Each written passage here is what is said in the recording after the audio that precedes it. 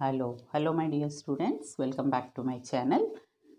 So today's topic I'll be discussing about cyclic electron transport.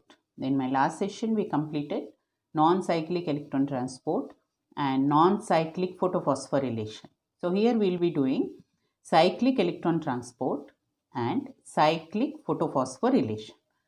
So this cyclic photophosphorylation and cyclic electron transport was first described by Frankel in Chromatophores of Bacteria. Frankel in Chromatophores of Bacteria, that is Rhodospirillum rubrum. Chromatophores are the membranous structures which contain chlorophyll pigments in bacteria. So they are found in photosynthetic bacteria.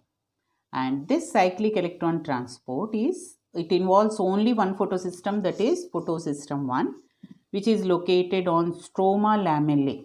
Stroma lamellae, it is the appraised region. Stroma lamellae is the appraised region of the chloroplast. Appraised region of the chloroplast is where the thylakoid membranes, they come in contact together, and the open ends of thylakoid. Suppose these are the grana region. The open ends are called as non-appraised region and these are called appraised region. And the interconnections, these are called as stroma lamellae. So stroma lamellae actually comes under non-appraised regions. And the outer membrane also come under non-appraised regions. So in these regions we find only photosystem 1. And stroma lamellae also lacks photosystem 2 and NADP reductase enzyme. This enzyme is very important for reduction of NADP+. In non-cyclic electron transport, we discussed the NADP+ is reduced to NADPH2. This takes place in the stroma region. It takes place in the stroma region. So, in stroma, we find it takes 2 protons from stroma region and gets reduced. This is catalyzed by this enzyme, NADP reductase enzyme, or this is also named as FNR, ferredoxin NAD reductase enzyme. It is also called ferredoxin NAD reductase enzyme. And this is the only enzymatic reaction in non-cyclic electron transport. So, wherever cyclic electron transport is taking place, this enzyme is absent. Stroma lamellae lacks photosystem 2 and NADP reductase enzyme. And this is the additional source of ATP in higher plants.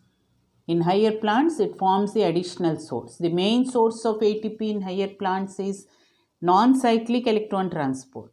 So, cyclic forms only the additional source of ATP in higher plants.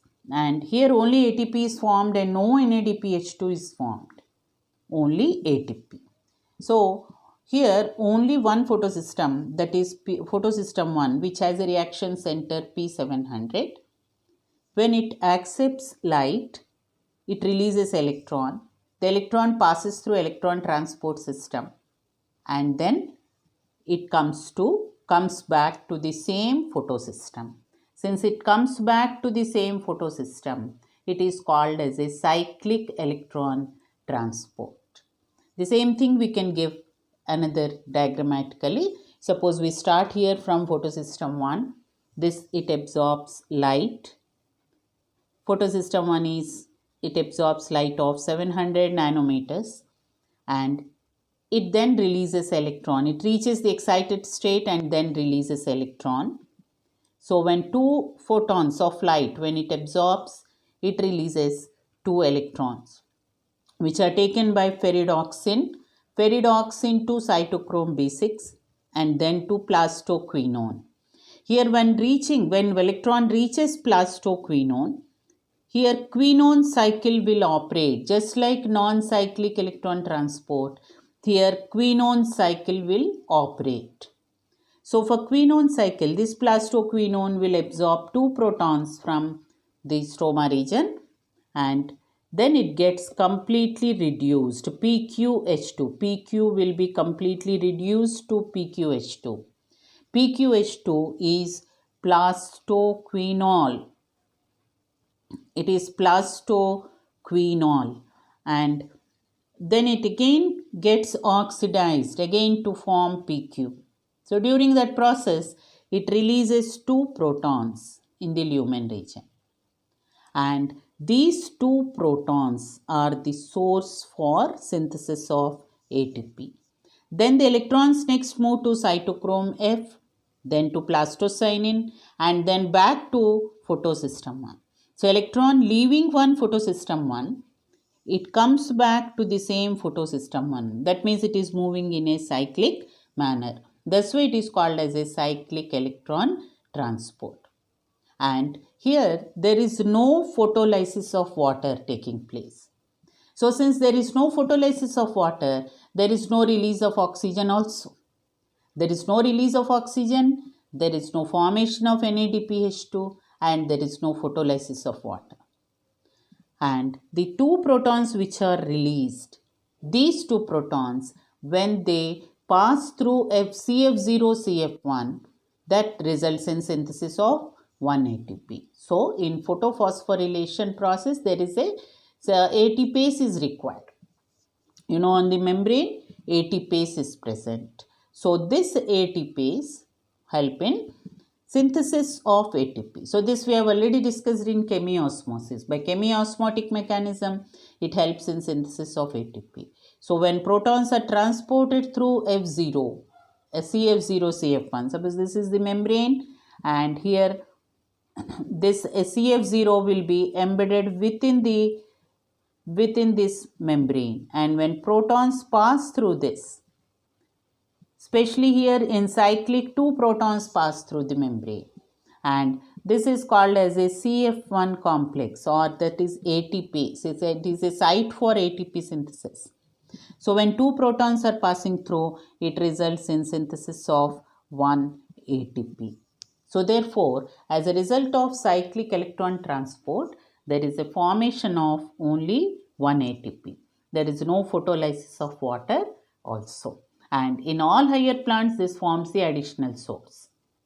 Whereas in bacteria, especially photosynthetic bacteria, we find cyclic electron transport takes place. Now let us see what is the difference between a cyclic and non-cyclic electron transport and photophosphorylation. We will see the difference between these two. So cyclic electron transport and non-cyclic. Cyclic, if we take the first difference, only one photosystem, that is photosystem 1 is involved. And here both the photosystems are involved. They operate simultaneously. Photosystem 1 and photosystem 2 operate simultaneously. Electrons, second difference, electrons move in a closed circle. They use only longer wavelength. That means longer wavelength of photosystem 1. And here they use both longer and shorter wavelength. Both longer and shorter. That means both photosystem 1 and 2. Photosystem 2 has reaction center 680 and photosystem 1 has reaction center 700. So both are utilized here. The electrons move in a zigzag manner, in a Z-like manner. This we have done in non-cyclic, so in a Z-like manner. Photolysis of water does not occur. The other difference is photolysis of water does not occur. So therefore there is no evolution of oxygen. Oxygen is not evolved. Here water is oxidized. That means photolysis is taking place. Water is oxidized. And there is evolution of oxygen. Oxygen is evolved. So non-cyclic is the only source of oxygen for the atmosphere. Now next is it is not inhibited by DCMU. DCMU is a weedicide, dichlorophenyl dimethylurea. It is a weedicide. Weedicide which prevents electron transport from photosystem 2 to photosystem 1. This we discussed when we were doing the non-cyclic electron transport. And here, since 2 photosystems are not involved, it is not inhibited by DCMU. Next, only ATP is formed without NADPH2 here. There is formation of only ATP. Here both ATP and NADPH2 are formed. So, this is what is the difference between the two, cyclic and non-cyclic electron transport followed by electrophotosphorylation. Now, lastly, we will see the few terms which are involved in light phase, that is splitting of water, and what is quantum requirement and quantum yield. So, splitting of water, as we discussed, it takes place in the lumen of thylakoid, and during splitting of water, the electrons which are released, they are passed on to photosystem 2, that is P68. Protons remain in the lumen region, and the oxygen which is evolved, it reaches the atmosphere, and this forms the main source of oxygen to the atmosphere. So here, when one water molecule, it undergoes splitting, it releases 2 protons, 2 electrons and 1 oxygen atom. Similarly, when 2 water molecules are involved, 4 protons, 4 electrons and 1 molecule of oxygen. And for this, water molecule requires 4 photons of light. One water molecule requires 4 photons of light. You know, photons are the light particles. So it requires 4 photons of light. So for release of 1 oxygen, it requires 8 photons, because for 1 oxygen 2 water molecules are required. So for splitting of 2 water molecules, 8 photons of light are required. This is called as a quantum requirement. It is called quantum requirement. Quantum means light. It is related to light. So how much of light is required for release of 1 oxygen molecule? That is called as a quantum requirement. So here 8 photons is the quantum requirement. Now the oxygen released per photon, that is called as a quantum yield. Per photon, per light particle, per photon, if we take how much of oxygen is released, that is called as a quantum yield. So since 8 photons, 1 oxygen molecule is required per photon, if we take, we can do it as 1 by 8. 1 by 8 is equal to 0.025. So this is called as a quantum yield. So these two words are very important for the NEET point of view, quantum requirement and quantum yield.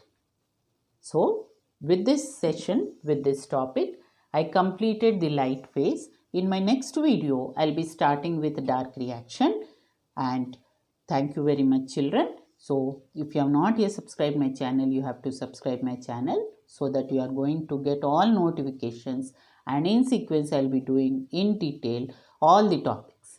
So these sessions will be useful to you for writing both board exam as well as the NEET exam or any other objective exam.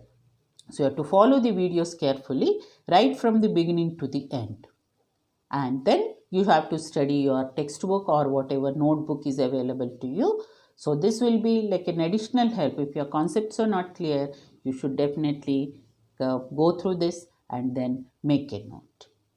So I'll be giving my any queries or any other questions if you have to ask. I'll give you my email ID. You can definitely count, or you keep it in the comment box. Suppose you want to ask me personally, I'll give you my email ID so that you can mail it, and I'll definitely try to clarify. So thank you very much, children. Have a good day. I hope you have understood very well. So share to your maximum number of friends. I want all your friends to benefit. So thank you very much. Have a good day, children.